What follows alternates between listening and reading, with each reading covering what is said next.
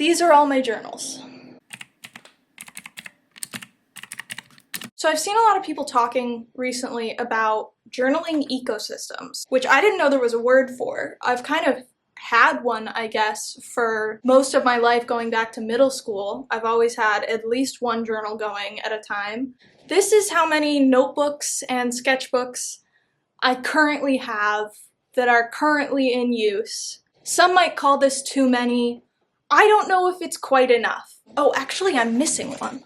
I have two more. These are the ones that live in my purse. A journaling ecosystem is basically a set of notebooks, calendars, planners, journals, each with a different function that all come together to function as what some people might just use one journal for. There's lots of different types of journaling. Some people prefer commonplace books, more of a note-taking type of journaling, collecting information, building on ideas over time, you know, leaving gaps to go back to certain subjects, things like that. Some people do bullet journaling, which I have done quite a bit in the past, where you kind of build your own planner, drawing out layouts, drawing your own calendars and weekly pages, mood trackers, and things like that. I did a lot of bullet journaling in high school. Unfortunately, I don't have a lot of my older journals to show off. They're all in a box at my parents' house.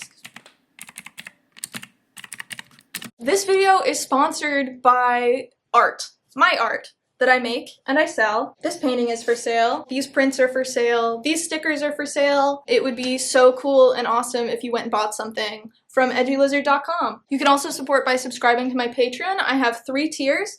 $3 for access to early videos, exclusive Patreon Discord, and Patreon exclusive polls and posts. For $8, you can join my monthly art mail club, where you will get a print, a sticker, and a mini original art piece mailed to your door every month. And then finally the $20 tier, which has everything else included, as well as 20% off of all commissions from me and shoutouts at the end of my videos. Thank you so much for supporting me and my art. Links will be in the description for shop and Patreon. Let's get back to the video. But yeah, I have at least one journal a year going back to 6th grade when I was 11 or 12 years old. It's been a big part of how I keep my thoughts organized, understand my emotions, and also a big part of being an artist. Not a lot of people make the association, but a sketchbook is a form of a journal. A big chunk of my pile there is sketchbooks. Let's get into all of the journals that I'm currently using. We will start with these two little guys. This is a sketchbook and a little pocket notebook. These two stay in my purse pretty much all the time. I try to keep myself out of my phone notes app as much as possible, just because I find that that gets very unorganized very quickly, and it's not a great way for me to keep track of information.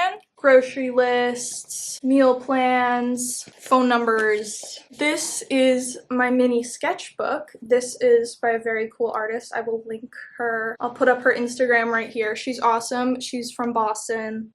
I bought this sticker and a print from her when she was vending on the street outside of, this is a lot of silly little sketch pages, like waiting for my food at a restaurant, things like that. That's a chicken nugget with a halo. Nothing crazy serious, no big plans in here. A lot of testing markers. Yeah, this one's got a lot of room left, so that will be with me for quite a while longer. And then I have my personal journal, which is what you would expect to find from a journal. This is sort of daily pages. Not gonna show a close-up of this guy because this is a lot of feelings journaling. Ew, gross, I know. And more like autobiographical journaling, which is just the like, this is what I did today, this is what I felt about it, this is what I want to do tomorrow, this is where I hope it can take me. Pretty generic, standard journaling type things in here.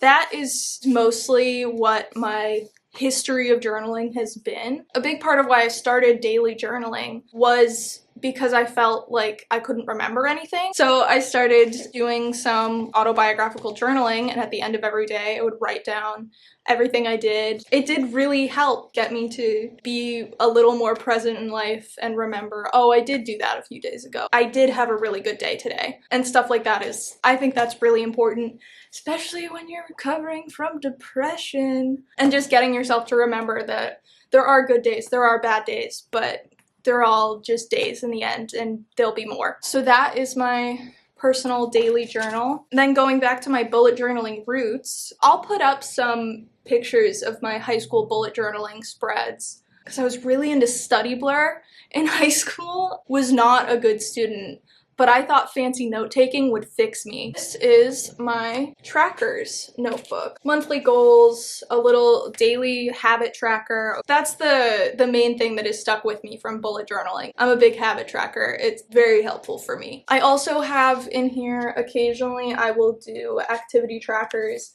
based on the flow of the day. So this big purple block is sleep. This was really when I was really trying to kick the scrolling addiction. So all the orange is hours that I've been on my phone, and then you can see they kind of dwindle away by the end of the month, which I was very happy with. This is also from a set of notebooks that I got years and years ago in high school. This was a stamp collecting book when I first got it. This is the front of the book with those stamps in it, but I have gone to the back and flipped it over to use for my habit trackers. I'm not gonna waste a pretty notebook like that. That's my habit tracker. This is kind of the bridge between my personal journaling and my art career journaling. This is a little kitty calendar. One of these little pocket calendars. My grandma sends me one every year. You know, it's a calendar. This is what I mainly use as a planner. All the dates to remember and things like that. And then also in the back here, a little plain paper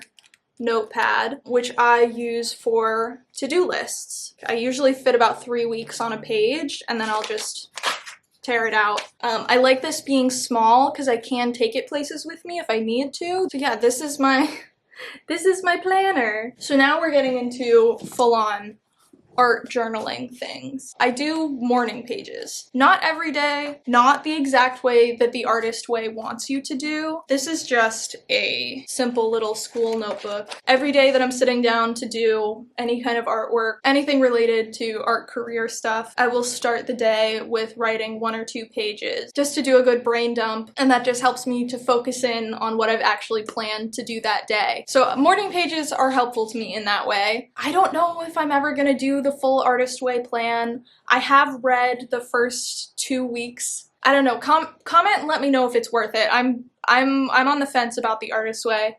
because to me it kind of seems like it's for people who don't know if they want to be artists, or like have never considered creativity to be their strong suit. This is my one thing.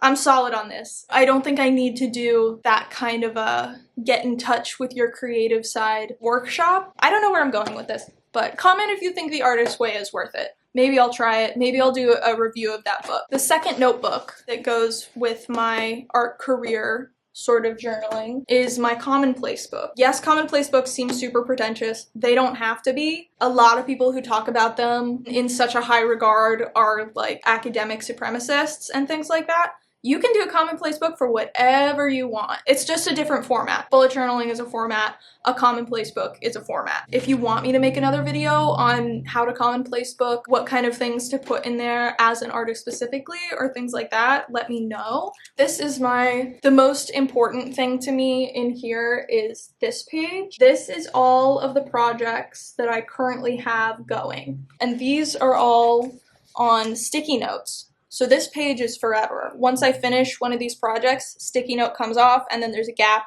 for a new project to go in there. And that will always be the very front of this commonplace book. Most of the things in here are ideas. I have my website plans also on sticky notes so that when I finish something, I can take it out and there's room for something new. Content plan. Also on the like business tracking side, I have content goals, engagement goals, little milestone goals. So there's a lot of business planning in here. There's also skill planning. So this is a skill tree that I wrote out for knitting. So that is my little art business, art career commonplace book. And then finally, sketchbooks. 5 sketchbooks currently active. So this is kind of like a little inspiration sketchbook I taped a crayons box to. And this is just random little collages making references for future paintings. And then I have this little one. I was using this as my main sketchbook for a little while, but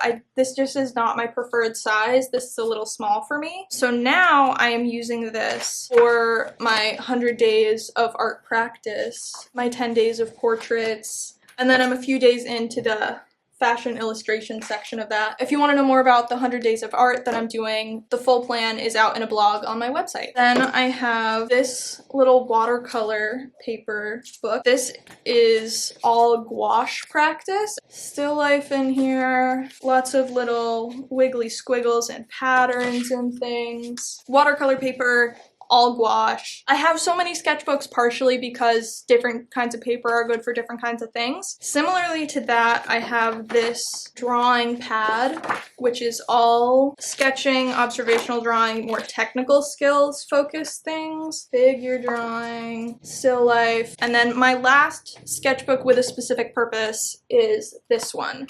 This is my fashion design sketchbook. So it starts with a bunch of notes from my fashion design classes at Mass Art. I have mood boards. This was the page for my kids' quilt dress that I designed. Fabric samples, corset designs. This one I'm in the process of making. Jewelry collection designing. So this notebook is entirely fashion design sketching. Finally, we get to my everyday sketchbook. This is a brand new sketchbook.